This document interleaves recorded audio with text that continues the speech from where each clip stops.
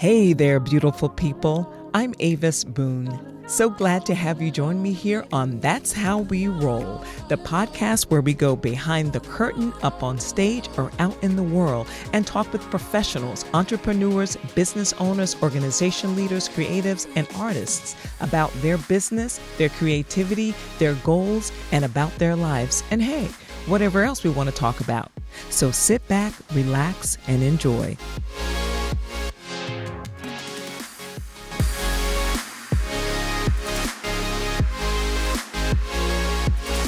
It is a pleasure to introduce today's guest, Vivienne Jurado. Vivienne is an actress, model, voice actor, host, and founder of Girl, Love Yourself Now. Vivienne has had roles on New York Undercover, Saturday Night Live, and played a defense attorney on the NBC television show Shades of Blue, starring Jennifer Lopez. She also had a role in the award-winning feature film Dirty Shield. Vivienne and the cast of Exile Is My Home received the 2016 HOLA Award for the Outstanding Performance by an Ensemble Cast. She has served as host for the Latino Film Market Film Festival for the past 3 years. Vivienne is also the founder and president of Girl, Love Yourself Now, an organization whose mission is to empower women with the tools to strengthen their skills and give them the confidence necessary to love themselves and create the life of their dreams. It is a pleasure to welcome today's guest, Vivienne Jurado. Hi, Avis. That is such a beautiful introduction. Thank you so much for having me on your wonderful podcast. Thank you, Vivienne. I appreciate you being here.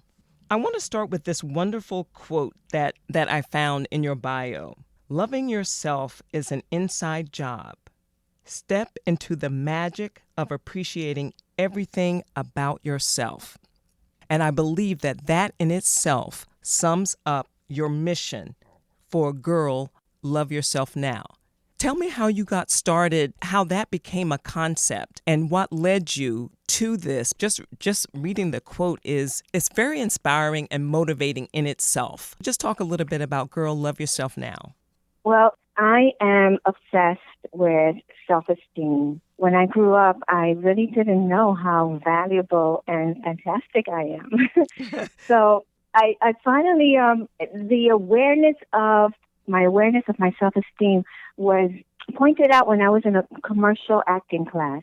And the coach, he was talking about all the technicalities of how to introduce the product on camera. And after teaching his technique, he said, okay, everyone, now I want you to think, what are you bringing to the party? I was like, oh my God, what am I bringing to the party? I said to myself, I have nothing to bring to the party. And all of a sudden, I was just thinking about everything that was wrong about me and what I needed to fix about me. And finally, I said, well, this is not healthy. So my epiphany in life was when I came across the book, You Can Heal Your Life by Louise Hay. And this is where I began my journey in discovering what I was bringing to the party. Because what I'm bringing to the party is me, is my uniqueness, my value. And that is something that is really not taught in school. Maybe we're lucky if we have one or two teachers who point out how wonderful you are, how valuable you are. But the majority of women, they don't have that because it's not really common to have that kind of acknowledgement in a girl or in a woman. That's a great revelation for you to find that out about yourself. It really is. And you're right. Sometimes in our lives, we don't have someone that recognizes what we have to give. We have a lot more than we anticipate and than we even know about ourselves. Exactly, Avis. You see, we run around questioning our self-worth, when in reality, we are perfect exactly as we are. We are perfect because we are unique. There's no one else like you, Avis. There is no two same fingerprints or the same snowflake. We are unique individuals, and we are not a mistake. No one is a mistake. Mm-hmm. So we walk around believing that when we have this or when we have that, whatever it is, when we gain 20 pounds, if we lose 20 pounds, whatever, just fill in the blank, that the world will be better and that we'll feel better about ourselves, when in reality, that's an illusion. So when we get over that idea that when we have something we are going to be better, then that's when we start stepping into the magic of appreciating everything about ourselves. You're correct. However, that is a process. It's a journey. And like you said, we each bring something to the party. And you can't have a party without, you need tables, you need chairs, you need plates. And so each of us is creative in our own way. We have our own thing, and together we make a whole. Sometimes you have to have a manager. Sometimes you have to have, somebody has to be the boss. But together, it's a team. And together you bring what you bring, and it will all come together and make a beautiful whole. It's important to teach young girls that they are fantastic and amazing, like you said, amazing just the way they are. Exactly. We need to understand that and accept that for ourselves, because we are living in a fractured world. And more than ever, we need to be kind to each other. And more than ever, we have to know that we have meaning. We don't go outside looking for meaning. The meaning is inside ourselves. And the meaning is, how can I get to know myself better? If I wake up every day and I know, or if I go to sleep every day and I go, today I learned something new about myself. Today I was a little bit kinder to myself. Today I corrected my self-talk about myself. I feel good about myself. Then that's the impact we came to do in this world, to help uplift everyone. The goal of everything in life is happiness. We want to have things because we think things are going to make us happy. So let's be happy first. And then when the things do come, then we can just enjoy them. Right. Love ourselves first, just like your organization says. Love yourself now, because if we don't love ourselves, we're not going to be able to love other people. And we have to accept how we are with our imperfections and flaws, because we are all flawed. But we have to embrace them, and then we just strive to do better. I think that that's important. I love what you just said, Avis, because this is exactly what motivated me to create Girl Love Yourself Now. When I booked my role on Shades of Blue, I had actors asking me, how did you book this role? Can I meet your agent? I said, you know what? Let me get my team together. I'll have a little panel event, and whoever wants to come can listen and ask questions. I did that, and it was very successful. After the panel event, some women and girls came up to me and said, how do you deal with rejection? How do you deal with displaying and radiating this confidence about yourself?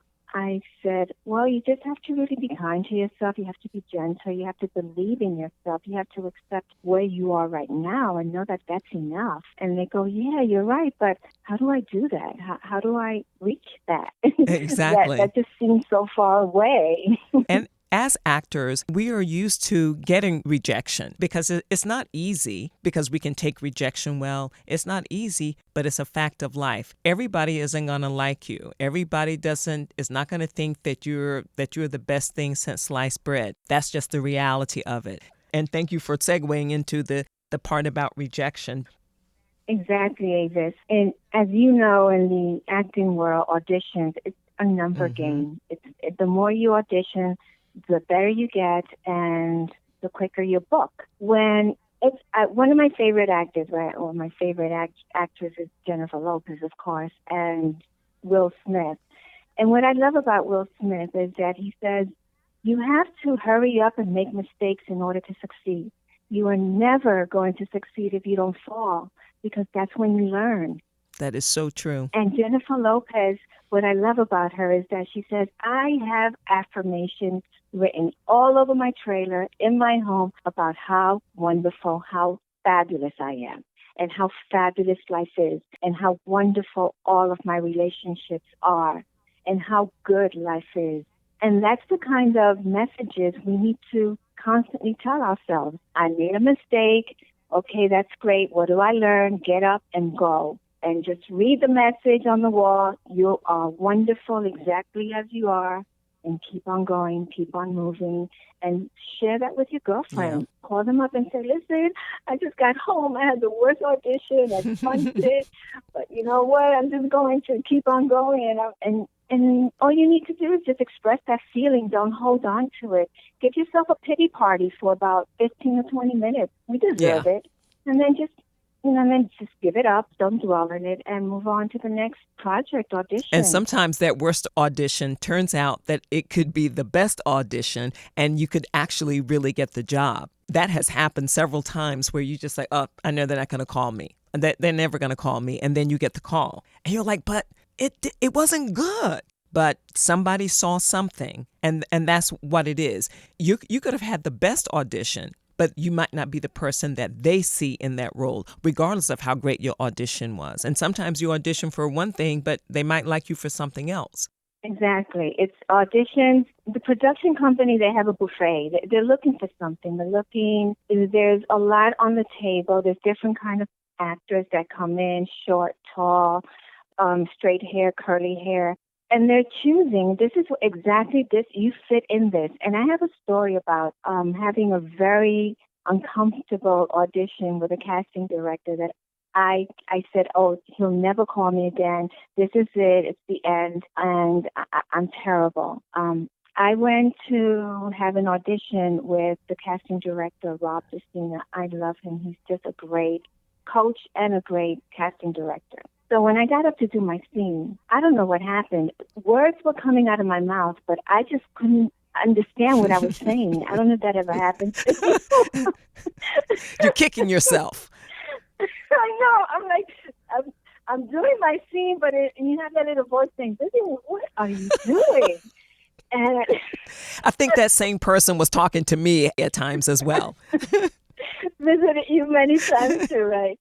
And I said, but you know what? I played it off like I did a great job. I did my scene. I stood there. I waited for feedback.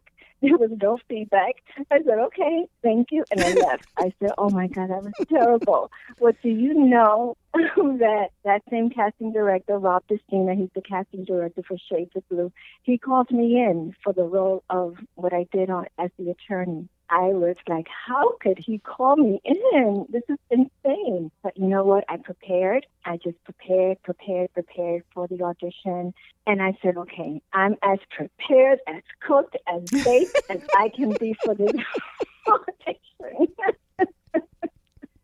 I don't want to burn it. So I walked in. I was acting like if I was confident, and I went in front of that camera. I did that in one take, and he looked at me and he said, thank you. And next thing I know, I got the call in a couple of days that I got the role. But that goes to show you, sometimes what you think is the worst about you is your perspective. Right. And it's not fair for you to use that self-perspective and hold it against people out there, producers and directors who need your talent, because you have to give what you have because they are looking for you. Otherwise, you wouldn't have this desire to act. There's a reason why we have this desire to act and to perform. And there's a reason why that director, producer, and casting director called you in. So just give your best and forget about it. Just keep on walking. Yeah, sometimes I've had those auditions where I do the audition and then I'm like, and I walk out, thank you very much. You say, thank you, nice meeting you. What did I just say? and that wasn't even the attitude. I don't even know what happened in there. And I have that all the time where when you said like a dream state, like it seems like I wasn't even there. And I'm thinking, what happened? I was prepared. I had the copy down and I get in that room and then it's like, well, okay, I don't even know what's happening at this point. I've been there many times. I'm sure I will be there again. It's just the process. And those are some of the times where I ended up actually booking something or at least getting a call back and not dream through it this time. Exactly. Let me enjoy it. It's like our coaches, acting coaches, they always say, go in. You're not looking to book the role. You're looking to book the room. You're looking to have the opportunity. This is your opportunity to perform, to enjoy yourself. And it's hard to grasp because we want this role. We need it. Exactly. We really want it. And also, I heard one actor, but he's also a coach. He said, when you have an audition, this is your role. So just go into the room like this in your head. All these casting people, In your head, you're saying, thank you, welcome to my production. Thank you for showing up here. This is my role. And that's the attitude that you have to have. So you're owning it before you have it. Exactly. Yes, because you have something wonderful to offer. So last year we were dealing with the pandemic. There was no work for us. All the auditions and go-sees, they happened online, on Zoom, or we had to do self-taping. And being an actor is a full-time job without full-time pay, of course. And we're constantly running to auditions, as we said, go-sees and classes. And a lot of us have other jobs between gigs. Is there something that you do between gigs to pay for your classes? And the other question is, how do you stay inspired and motivated while you are doing your other jobs? Well, Avis, thank you so much for asking this question, because every time I share this with another actor, they're in awe because they never knew about this, or they're not very familiar with the type of work. But in the past couple of years, I've been working as a standardized patient. Standardized patient is where a medical firm hires actors in order to play the role of a patient who has a condition that needs to be healed: a headache, a stomach ache, back pain, a leg pains, or inflammation, whatever. So I receive a script. I have to memorize the script because it has to be standard. The entire conversation, every actor who goes to play this role has to say the same things and answer the same words in the same way. I memorize the script. I go in. I've been very popular with depression cases lately. I wonder why. Yes, and I'm so happy they're really addressing depression because it's very needed.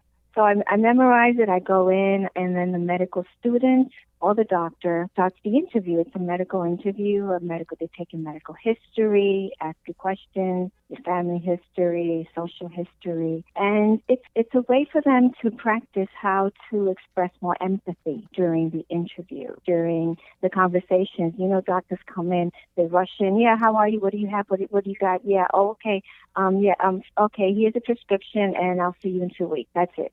And they run out. So now doctors are understanding that having empathy and having a little bit more how to control your time, or how to use your time more effectively so you can help that patient heal and feel important and feel valuable. So I've been doing this for the past couple of years, and it's been very rewarding. As I said, I really appreciate that the doctors are now understanding that the way they speak to a patient really influences the way the patient is going to heal. It's a holistic approach.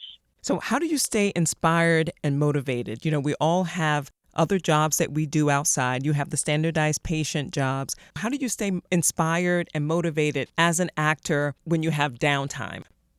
Well, watching other actors work, my favorite actors, watching how they overcame their challenges and became successful. The desire for me to act is something that I really can't control. It's there. I've tried to give it up, but I can't. And, there's been many times that I said, okay, that's it. I'm going to go get a regular job. I want a regular life. I want to know that that I have a steady income and I can make a plan. But it pulls you back. I have no plan. Pulls you back.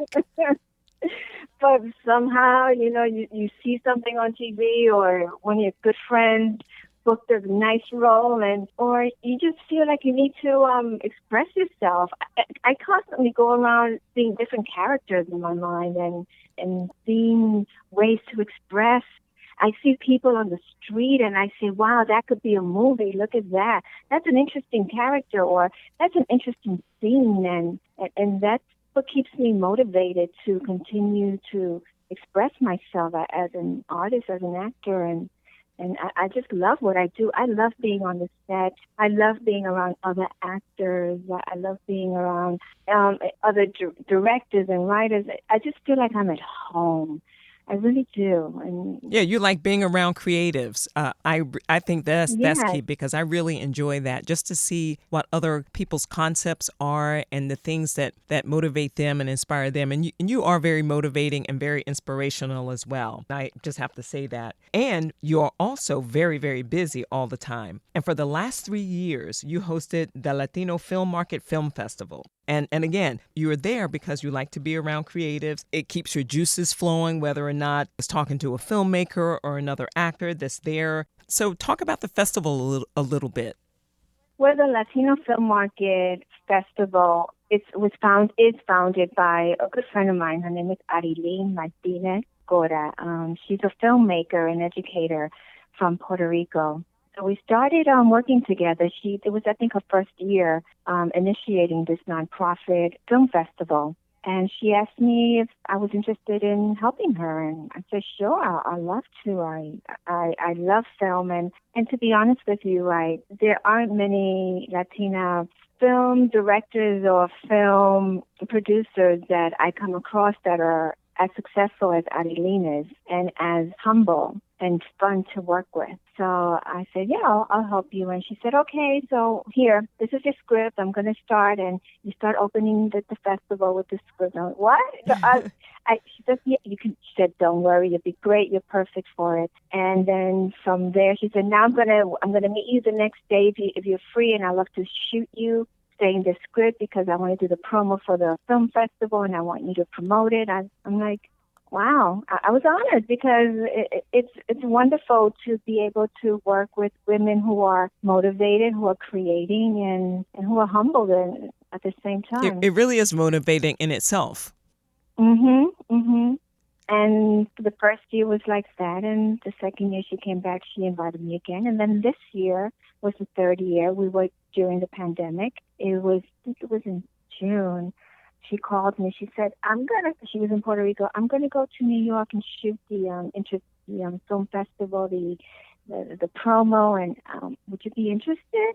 I was like, well, as long as we're all wearing masks and with social distancing. And she said, we'll have everything prepared. So I did it. I put on my mask, my makeup, my gown, and we went outdoors and we shot the promo. Yeah, I remember seeing your Instagram live, and you did this in the height of the pandemic. It was at the height of the pandemic. It was in June, I think. Yes, it was June, and it was so liberating. I was like, wow, this is so good to be outdoors and shooting with a great team and have fun, and this is what I love to do. And she did a successful job, As a matter of fact, Aris Martinez and my company, my organization, Girl Love Yourself Now, we did produce a TV show called Empowering Women in Media.